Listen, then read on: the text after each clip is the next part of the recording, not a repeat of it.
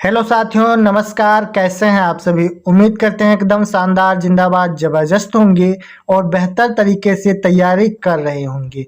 दोस्तों, हम आपको 3 सबसे इम्पोर्टेंट गद्यांश हल करवा रहे हैं, जिसमें से आज हमारा डे 2 है। ठीक है, तो आज हम बात करेंगे गद्यांश हल करने का सही तरीका क्या होता है, कौन कौन सी ट्रिक अपनानी है ताकि आपको गद्यांश में पूरे के पूरे नंबर मिल सकें। इससे पहले हमने एक वीडियो ऑलरेडी बना दी है, अगर वो आपने नहीं देखी है तो हमारी प्लेलिस्ट पर जाकर वो वीडियो देख सकते हैं। ठीक है, आज हम बात करेंगे गद्यांश हल करने की सही ट्रिक क्या होती है। ठीक है, चलिए वीडियो को स्टार्ट करते हैं। लेकिन चैनल पर पहली बार आए हो तो सब्सक्राइब कर लीजिएगा और वीडियो पसंद आए तो एक लाइक जरूर करिएगा। ठीक है, तो चलिए शुरू करते हैं। तो ये हमारा गद्यांश नंबर 2 है। ये पहले हम गद्यांश समझेंगे, फिर इसके बाद हम बात करेंगे कि कौन सी ट्रिक आपको अपनानी है। ठीक है, तो गद्यांश दिया गया है, साहित्य, कला, नृत्य, गीत, आमोद प्रमोद अनेक रूपों में राष्ट्रीय जन अपने अपने मानसिक भावों को प्रकट करते हैं। ठीक है, ये जो गद्यांश है ये राष्ट्र का स्वरूप नामक चैप्टर से लिया गया है। तो इसको आप लोग जरूर याद रखिएगा कि इसके लेखक कौन है और ये किस चैप्टर से है, ये आगे पूछा जाएगा। ठीक है, तो राष्ट्र का स्वरूप नामक चैप्टर से और वासुदेव शरण अग्रवाल जी इसके लेखक हैं। ठीक है, उसके बाद कहता है कि साहित्य, कला, नृत्य, गीत, आमोद प्रमोद अनेक रूपों में राष्ट्रीय जन अपने अपने मानसिक भावों को प्रकट करते हैं। इसके साथ में आत्मा का जो विश्वव्यापी आनंद भाव है वह इन विविध रूपों में साकार होता है। यद्यपि बाह्य रूप की दृष्टि से संस्कृत के ये बाहरी लक्षण अनेक दिखाई पड़ते हैं, किंतु आरंभिक यानी कि आंतरिक आनंद की दृष्टि से उनमें एक सूत्रता है।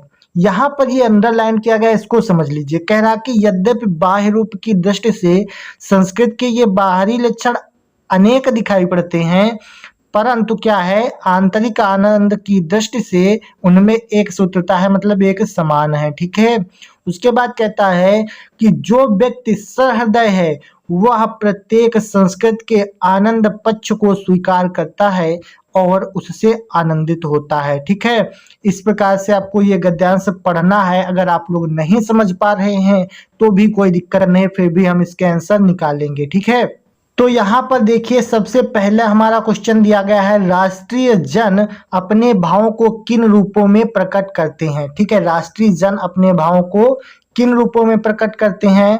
तो यहाँ पर इसका आंसर हम लिखते हैं कि राष्ट्रीय जन अपने भावों को साहित्य, कला, नृत्य, आमोद प्रमोद आदि रूपों में प्रकट करते हैं।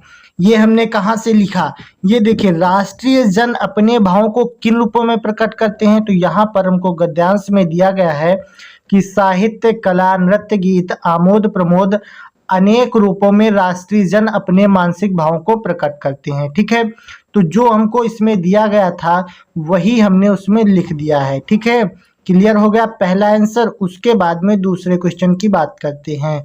क्वेश्चन नंबर 2 दिया गया है कि राष्ट्रीय संस्कृत के आनंद पक्ष को कौन स्वीकार करता है। ठीक है, राष्ट्रीय संस्कृत के आनंद पक्ष को कौन स्वीकार करता है, अगर इस प्रकार से आपसे क्वेश्चन पूछा जाएगा तो आप यहाँ पर देखिए, पहले गद्यांश में लिखा है कि जो व्यक्ति सहृदय है वह प्रत्येक संस्कृत के आनंद पक्ष को स्वीकार करता है और उससे आनंदित होता है। इस प्रकार से गद्यांश लिखा गया है। तो इसमें हमको क्या लिखना है, इसमें हमने लिख दिया है कि प्रत्येक संस्कृत के आनंद पक्ष को सहृदय व्यक्ति स्वीकार करता है और आनंदित होता है। ठीक है, जो इसमें पूछा गया था कौन स्वीकार करता है, तो सहृदय व्यक्ति जो होता है वो स्वीकार करता है और आनंदित होता है। क्लियर। अब आपको समझाते हैं कि इसको लिखना कैसे है। देखिए, जैसे यहाँ पर दिया गया, राष्ट्रीय जन अपने भावों को किन रूपों में प्रकट करते हैं, तो जो इसमें गद्यांश में हमको पढ़ना है, इससे संबंधित जो भी गद्यांश में हमको मिल जाए, जैसे यहाँ पर लिखा है भावों को प्रकट करते हैं, उसमें लिखा था किन रूपों में प्रकट करते हैं, तो इन रूपों में गद्यांश में दिख रहा है कौन से रूप है। ठीक है, तो इस प्रकार से आपको हल करना है। उसके बाद में आगे बढ़ते हैं। अगला हमारा क्वेश्चन जो दिया गया है, मानसिक और स्वास्थ्यकर शब्दों के अर्थ लिखिए। मानसिक का अर्थ क्या होता है और स्वास्थ्यकर का अर्थ क्या होता है। तो मानसिक का अर्थ हो जाएगा मन की कल्पना से उत्पन्न, ठीक है। और स्वास्थ्यकर का अर्थ होता है आरोग्यवर्धक और स्वस्थ करने वाला। मतलब स्वास्थ्यकर का अर्थ हो जाएगा आरोग्यवर्धक या फिर कह सकते हो स्वस्थ करने वाला। और मानसिक का अर्थ हो जाएगा मन की कल्पना से उत्पन्न, ठीक है। उसके बाद में एक जो कॉमन क्वेश्चन दिया जाता है सब में, ये क्वेश्चन है उपर्युक्त गद्यांश के पाठ का शीर्षक और लेखक का नाम लिखिए। ये हमने पार्ट 1 में एक्चुअली करवा दिया है, ठीक है। सेम है क्योंकि गद्यांश वही है, तो यानी कि चैप्टर वही है, वही लेखक है, तो आपको वो पहला वाला वीडियो देख लेना है कि किस प्रकार से ये लिखा जाता है। उसके बाद हम बात करेंगे अगले क्वेश्चन की। तो ये क्वेश्चन पूछा जाता है रेखांकित अंश की व्याख्या कीजिए, ठीक है। रेखांकित अंश जो दिया गया था ऊपर मैंने आपको समझा दिया है, उसकी व्याख्या कैसे लिखते हैं। तो इसमें हम लिखते हैं कि प्रस्तुत पंक्तियों में लेखक कहता है कि भारत में विभिन्न समुदायों की संस्कृतियां भिन्न हैं। इन सभी संस्कृति के लक्षण बाह्य रूप से भिन्न भिन्न दिखाई पड़ते हैं, किंतु उनके अंदर मूल रूप से एक सूत्रता विद्यमान है। इस प्रकार से यहाँ पर दिया गया है, आप लोग देख लीजिए एक बार। यहाँ पर जैसे दिया गया था, यद्यपि बाह्य रूप की दृष्टि से संस्कृत के ये बाहरी लक्षण अनेक दिखाई पड़ते हैं, किंतु आंतरिक आनंद की दृष्टि से उनमें एक सूत्रता विद्यमान है, ठीक है। इस प्रकार से आपको अंडरलाइन मिलेगा और इसको जिस प्रकार से मैंने बता दिया उस प्रकार से आपको हल करना है, ठीक है। तो उम्मीद करते हैं ये पूरा गद्यांश आपको समझ में आ गया होगा। अगर यहाँ तक आपने इस वीडियो को देख लिया है तो प्लीज़ वीडियो को लाइक करिए। चैनल पर पहली बार आए हो तो सब्सक्राइब जरूर कर लीजिएगा, ताकि इसी प्रकार की आने वाली वीडियोस आपको मिलती रहें।